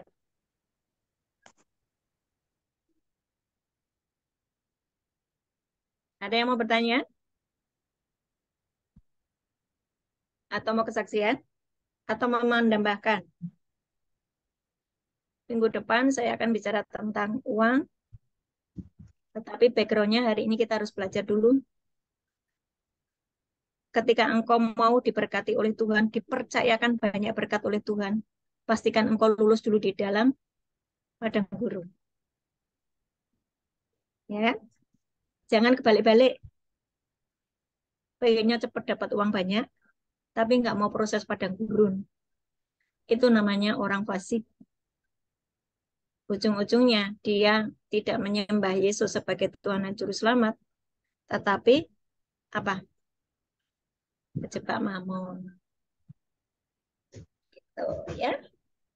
Kalau sudah tidak ada yang mau bertanya, saya akan akhiri supaya Bapak Ibu bisa. Ini ada yang bertanya, Bu, kalau ada orang yang malah menikmati berada di padang gurun, Soalnya nggak nemu jalan keluar jadi pasca dan malah dinikmati. berarti Julius nggak mendengarkan saya tadi. Ya kan? Kamu nggak dengar tadi saya ngomong apa? Ada orang yang berkata, Tuhan, aku nggak kuat, sudah nggak kuat, sudah nggak kuat. Tuhan berkata, oke, kamu nggak kuat di situ, selesai. Ya udah silakan berputar-putar di situ.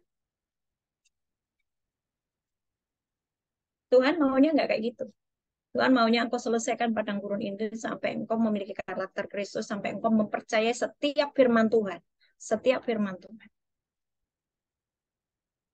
Ya, makanya ada ayat tadi tuh yang di Yeremia tadi.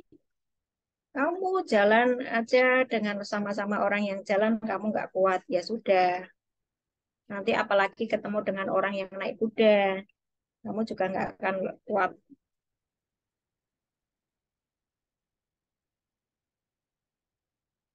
Itu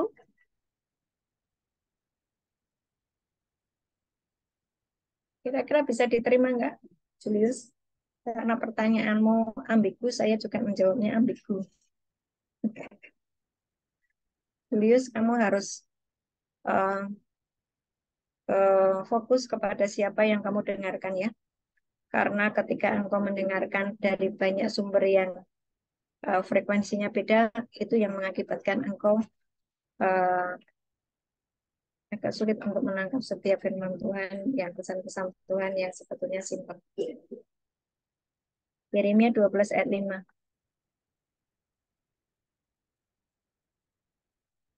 Ada orang-orang yang menyukai padang gurun karena dia tidak ketemu pintu. Ya udah gini aja gitu deh maksudnya ya. Ya itu yang saya bilang tadi, engkau sedang kejebak dengan omonganmu sendiri. Engkau sedang terjebak dengan Tuhan, aku menyerah. Apa yang harus dilakukan supaya engkau ketemu taman Tuhan? Bertobat, berlutut, minta ampun. Tuhan ampuni aku. Karena engkau sedang tidak percaya pada firman Tuhan yang berkata, pencobaan-pencobaan yang kamu alami adalah pencobaan biasa. Allah tidak akan membiarkan kamu dicobai melampaui kekuatanmu. Cukuplah kasih karuniaku bagimu, justru dalam kelemahanlah kuasaku menjadi sempurna. Jadi dia mulai tidak percaya pada firman, makanya dia tidak ketemu taman. Ampun, Julius, paham? Oh, Bu. Oh, sudah nggak ada lagi? Ada yang sakit? Bapak Ibu, tolong perhatikan anak-anakmu ya, yang masih kecil-kecil.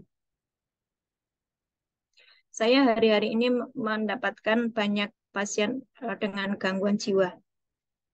Anak-anak kecil, anak-anak remaja. Dan saya lihat ini yang dikejar ini adalah anak-anak usia SD, SMP, SMA. Karena apa? Mereka tidak punya waktu dengan Tuhan, sibuk dengan gadget, sibuk dengan tugas-tugas, ya, enggak, ya terlalu duniawi. Dan itu pun menjadi sasaran iblis. Pastikan Bapak Ibu terus mendoakan mereka yang punya cucu-cucu ya. Doakan mereka, tutup bungkus dengan darahmu yang kudus. Aku menolak setiap pekerjaan iblis atas anak cucuku. Ya, karena itu kalau sudah kerasuk, kasihan. Mereka bahkan tidak bisa menyelesaikan kuliahnya, padahal sudah di akhir tugas akhir ataupun biayanya sudah keluar banyak, tetapi macet di tengah jalan oleh karena apa? Gangguan jiwa, pekerjaan roh jahat. Itu murni pekerjaan roh jahat. Murni pekerjaan roh jahat. Jadi Bapak Ibu harus tahu bagaimana menangannya. Bagaimana Bu doanya? Setiap pagi, saya bilang ya, Bapak Ibu, eh, portal-portal jam doa, jam 12 malam, 12 siang, 6 pagi, 6 sore, 3 pagi, 3 sore, pastikan engkau terus berdoa. Sebanyak-banyaknya berdoa, sebanyak-banyaknya berdoa, sebanyak-banyaknya berdoa. 2 jam, 3 jam, it's okay. Teruslah berdoa. Apalagi kalau kalian sudah dapat, Bapak Ibu sudah dapat yang nama bahasa roh, wah sangat mudah. Wah, kuat itu berdoa.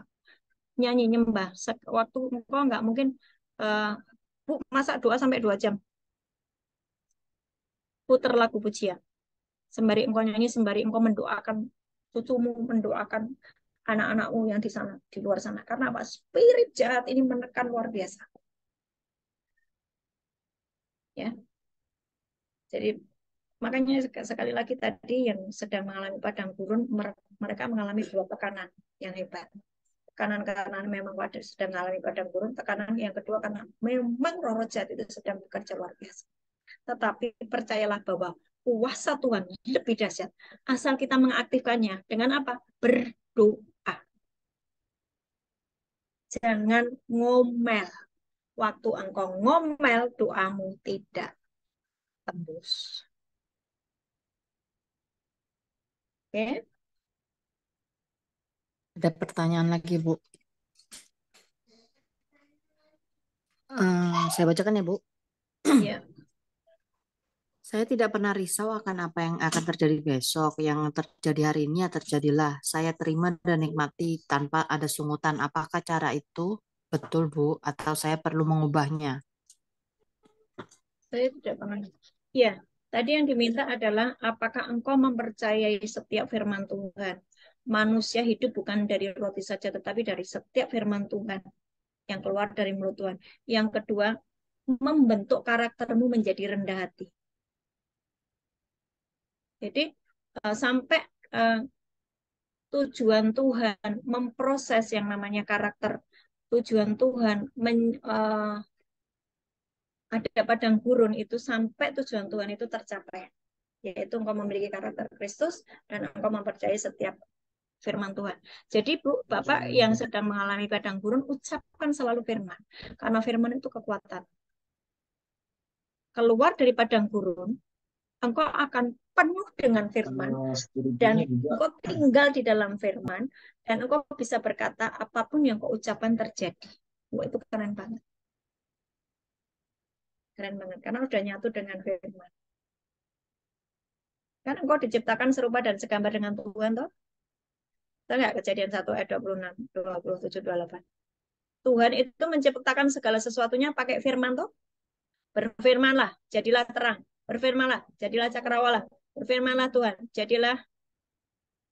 Bapak Ibu juga bisa mengucapkan firman dan firman itu terjadi. Sebab pemrosesan sudah selesai.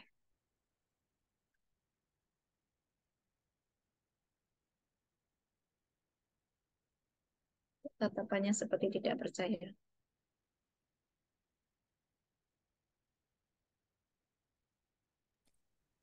Ada orang ada orang yang sedang mengalami padang gurun, minta didoakan, tetapi tidak bisa berubah.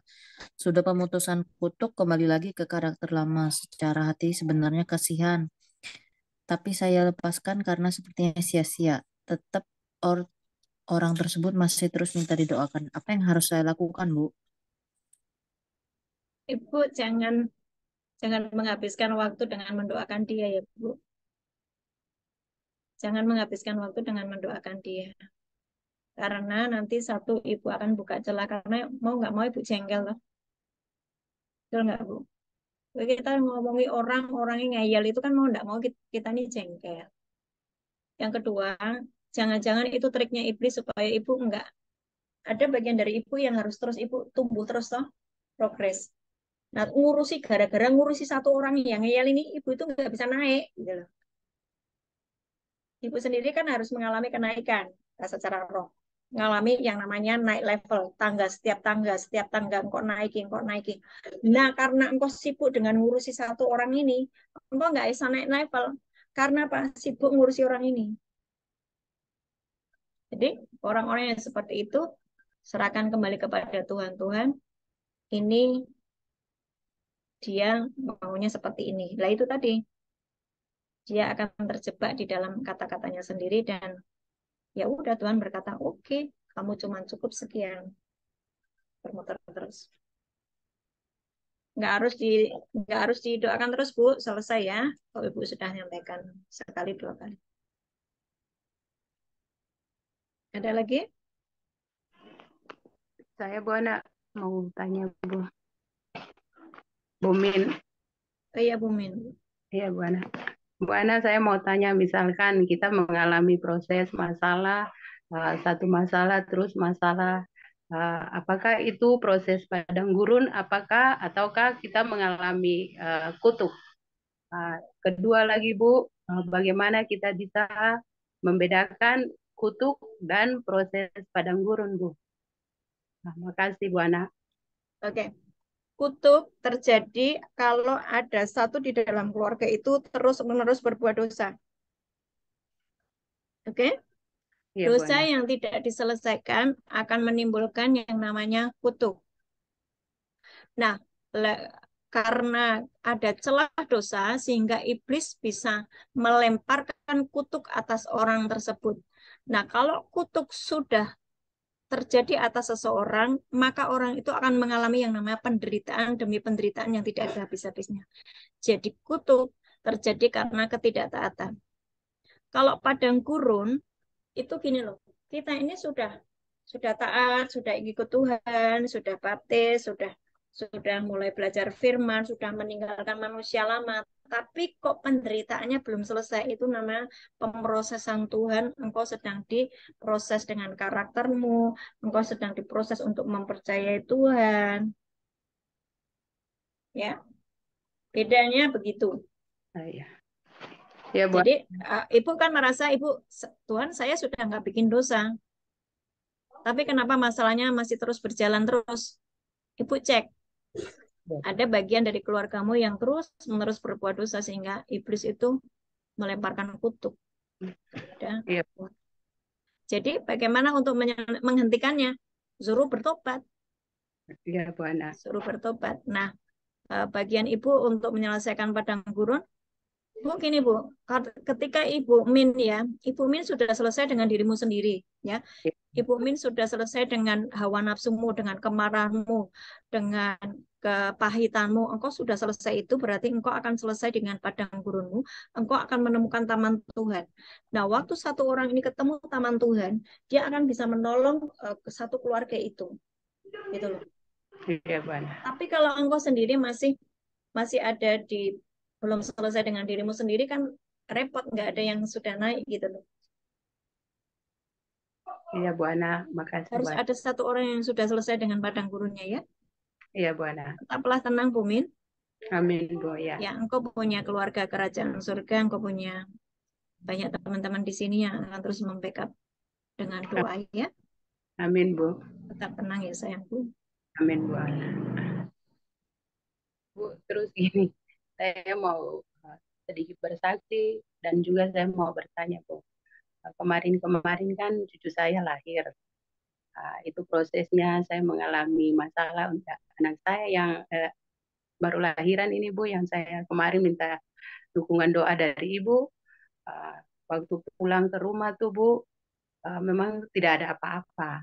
Nah, terus anak saya yang ini, yang anaknya lahir ini, dia kan masih terikat dengan game online, Bu, judi online.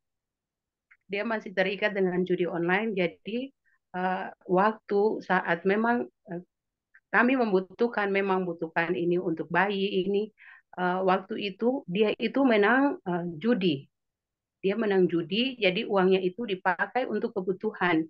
Yang ingin saya tanyakan, Bu, apakah itu bertentangan dengan firman Tuhan ataukah bagaimana, Bu Ana? Soalnya gini, saya rasa bahwa berkat yang dari Tuhan kan tidak seperti itu main judi, Bu Ana. Pada saat kita butuhkan itu datang tepat pada waktunya dan kita pakai untuk kayak membutuhkan untuk peralatan bayi, waktu musibah kita juga tidak ada habis terbakar yang kita belikan untuk kebutuhan rumah. Memang apakah itu salah ataukah bagaimana, Bu Ana? Kalau hasil dari judi tetap itu bukan berkat Tuhan ya. Iya, Bu. Menurut saya itu bukan berkat Tuhan karena uh, judi itu judi itu kan manusia itu kan harus bekerja untuk mendapatkan berkat toh. Kalau itu kan nggak kerja. Iya. Maksudnya untung-untungan gambling. Menurut saya gini, Iya, Bu Ana. ada banyak orang yang saat ini sedang mengalami tuntutan iblis karena hidupnya dari judi. Iya. ya. Mereka mengalami yang namanya tuntutan iblis. Jadi kondisi keekonominya makin parah, parah, parah, parah. Karena memang itu bukan bukan berkat dari Tuhan. Ya, gimana? Ya, Bu, itu eh, jadi menjadi tanda tanya juga untuk saya, Bu. Maksudnya, Nanti kan terus anakmu akan terus ya akan kayak judi terus, ya kayak ya kan? Dan dia tidak mengandalkan Tuhan, berarti mamon, mamon, Bu. Jadi nanti pun dia akan mengalami yang namanya teguran Tuhan yang bertubi-tubi yang terus diproses. Karena apa? Eh, Ibu Min dan keluarganya itu adalah anak Allah. Jadi diproses, dibersihkan. ya jadi caranya untuk apa menghentikan itu cuma dengan doa ya, Bu Ana. Kata Ya, bersihkan. diberitahu, Ya, diberi nasihat bahwa semua orang itu kan harus bekerja. amin, Bu ya. Kalau seperti itu berkat bukan dari Tuhan. Ya. Suatu saat iblis akan nuntut uang yang didapat dengan segera dalam jumlah banyak, itu tiba-tiba juga akan hilang begitu saja dalam jumlah yang banyak. Tapi kalau kita mengumpulkan sedikit demi sedikit, itulah berkat. Amin, Bu.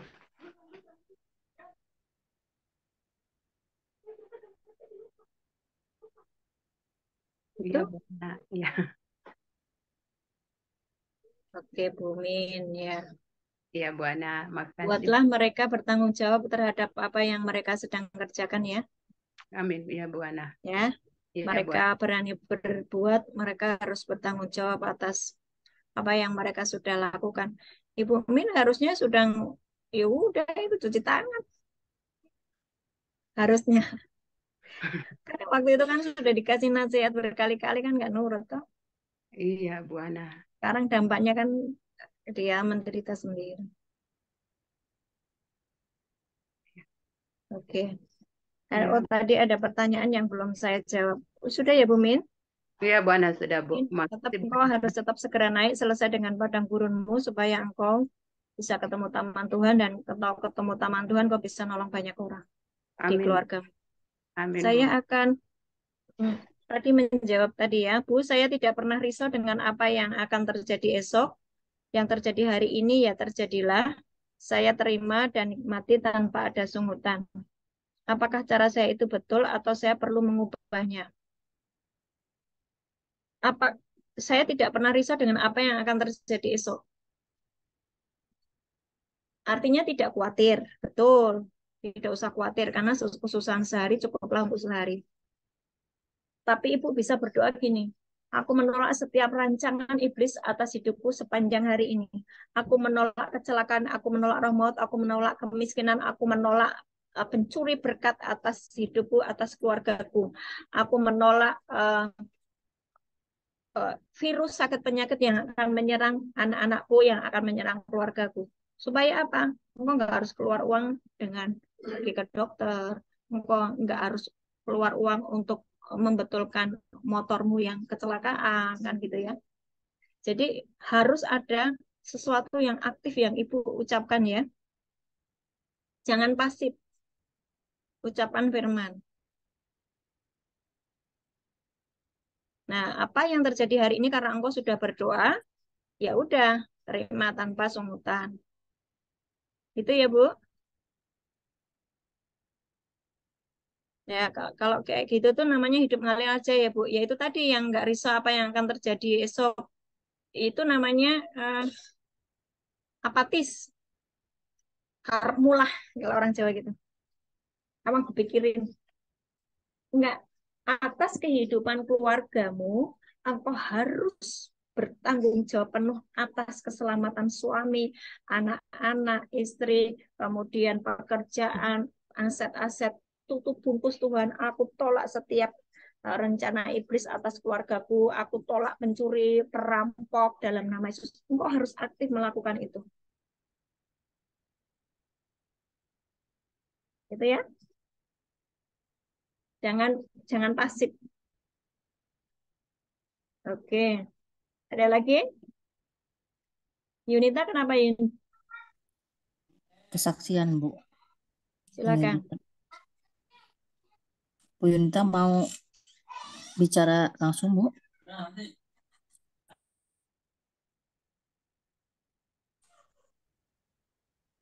Shalom Bu, shalom. Ya, shalom. Assalamualaikum.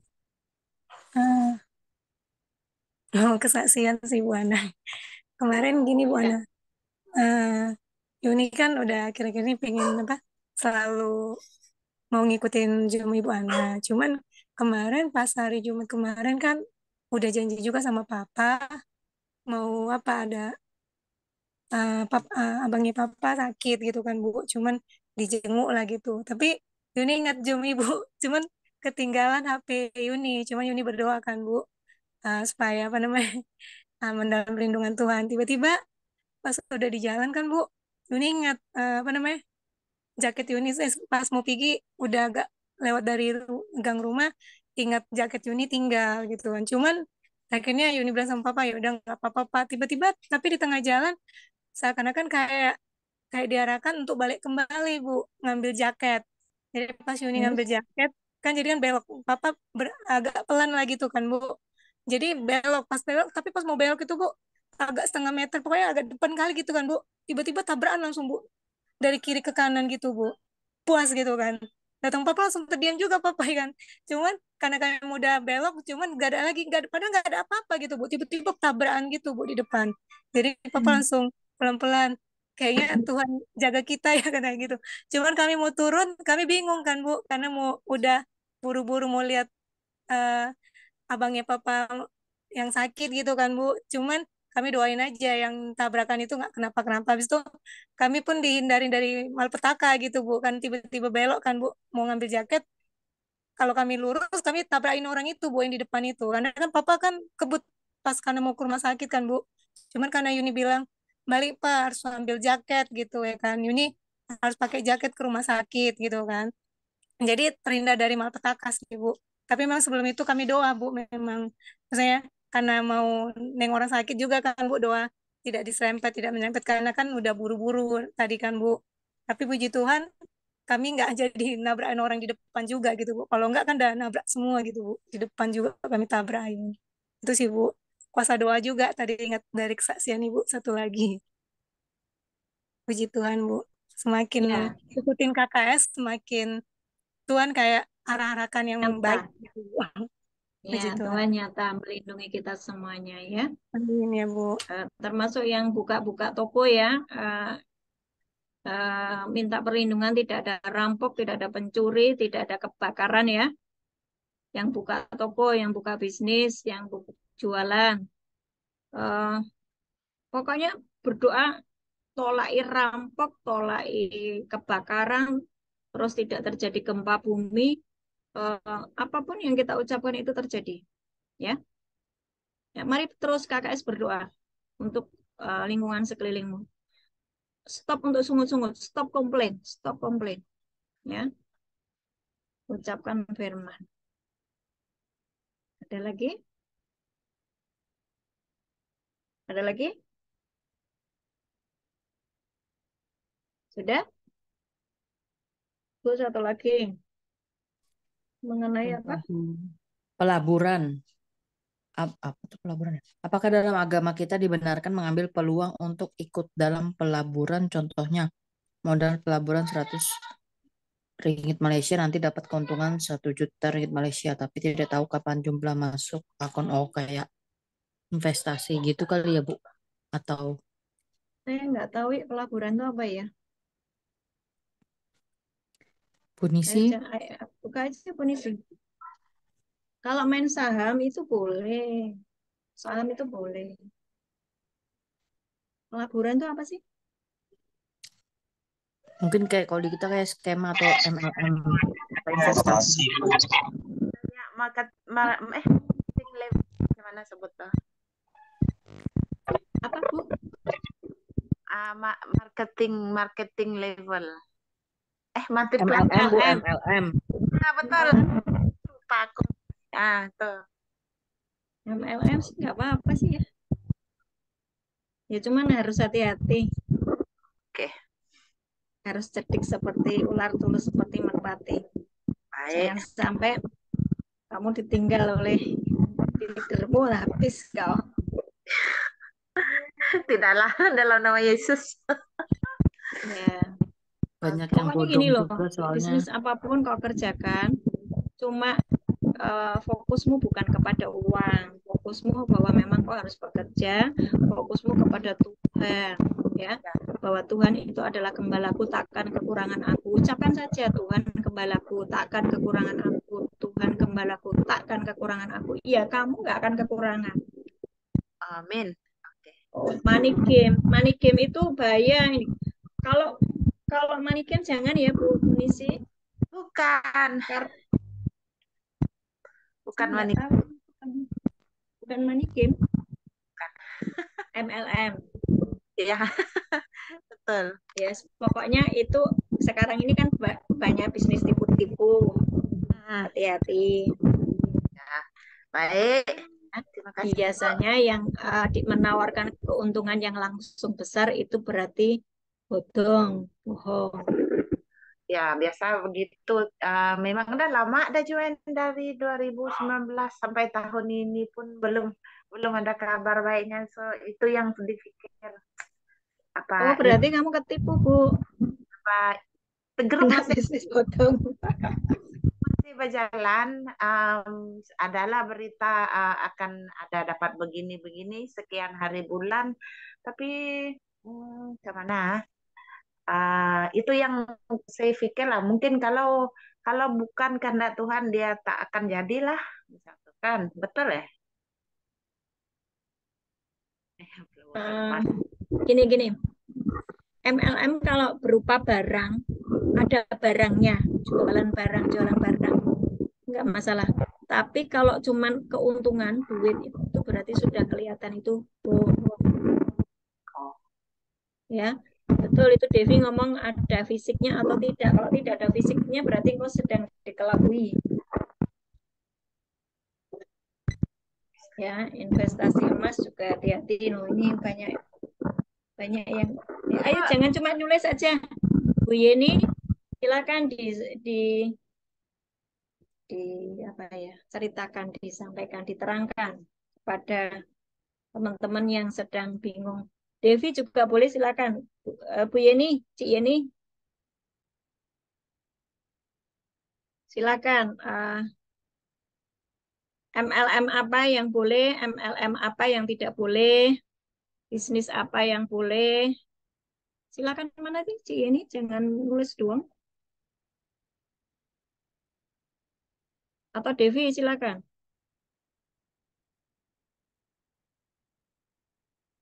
Yuh, ini orang-orang pada kemana ya? Nah, itu Cik Yeni, silakan. Adi ketawa soalnya dari tadi dia yang ngetik. Sebetulnya kalau MLM,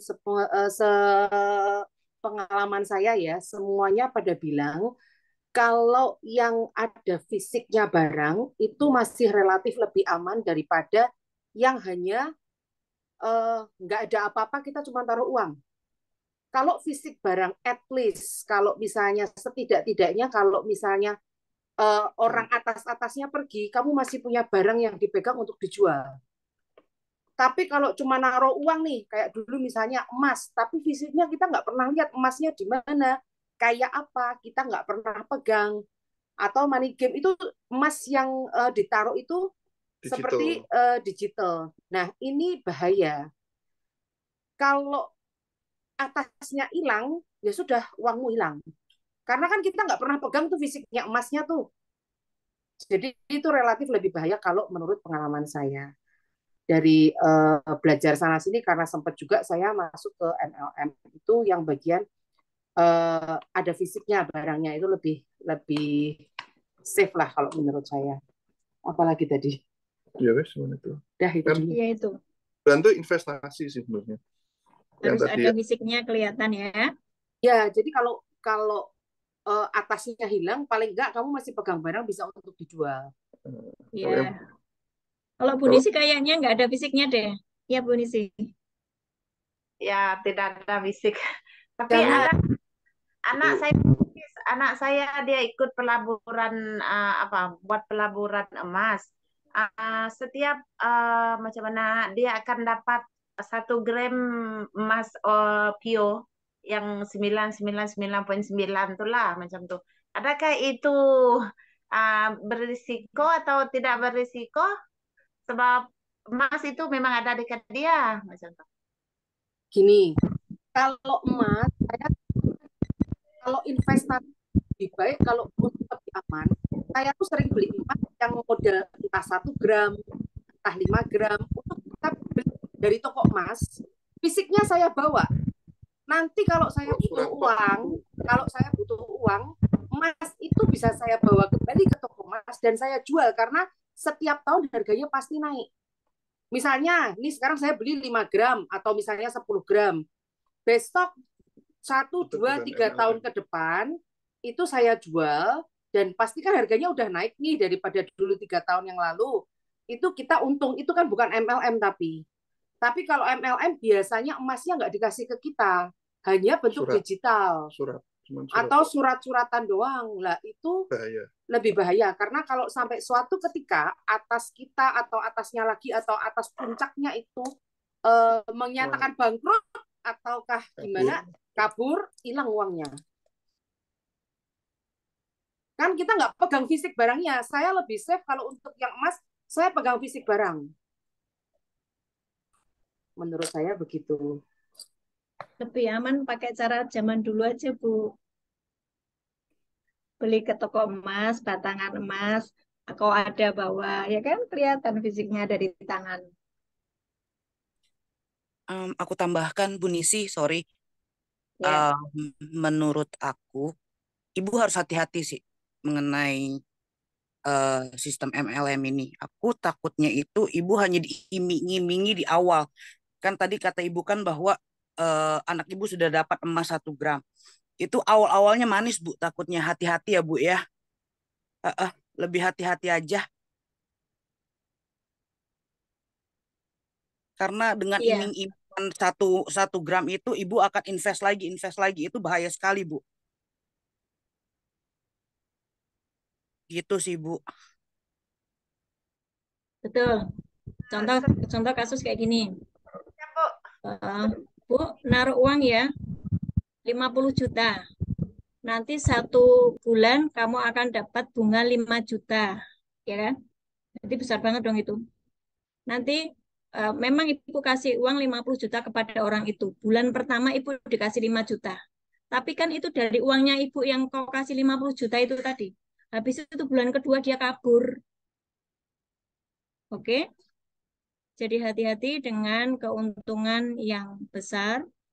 Itu bisa jadi tipu-tipu untuk menarik engkau percaya sama dia. Pokoknya kalau semua keuntungan instan, cepat, dan besar itu biasanya 99% cepat hilang juga. Question mark banget itu. Ya, karena uang punya sayap. Makin kau kejar, makin dia terbang tinggi. Uang benda hidup. Kejar Tuhan aja. Oh, nanti tak ajari, minggu depan tak ajari. Uang itu bisa kita suruh. Ya, uang kita bisa disuruh dengan catatan kau sudah selesai dengan padang gurunmu. Ada power, ada kuasa, ada otoritas, dan Tuhanmu bukan uang. Tuhanmu Tuhan Yesus. Ya kan? Aku mau pelayanan di sini, aku butuh uang ini. Uang datang. Aku mau bayar uang kuliah anakku, sekian. Uang datang. Bisa. Karena apa? Tuhanmu Tuhan Yesus, bukan mamon. Ya. Asik ya? Asik kalau engkau sudah selesai padang gurun. Ada lagi? Sudah ya? Kalau nggak ada, kita akan akhiri hari ini. Oh iya, kok jadi bahas ekonomi? Oh ya, ada yang ketinggalan. Jadi bahas ekonomi. Karena hari-hari ini banyak orang sedang terpuruk di ekonominya. Jadi kita jadi menteri perekonomian dulu ya. Yuk kita berdoa. Apakah ada yang mau didoakan khusus? Saya melihat beberapa orang sedang ini ya, engkau seperti depresi, engkau seperti kacau. Ini suara-suara itu bising banget gitu, dengan tuntutan, dengan apa nama tuduhan, dengan nggak enak kan ikut Tuhan, udah kembali ke hidup yang lama aja.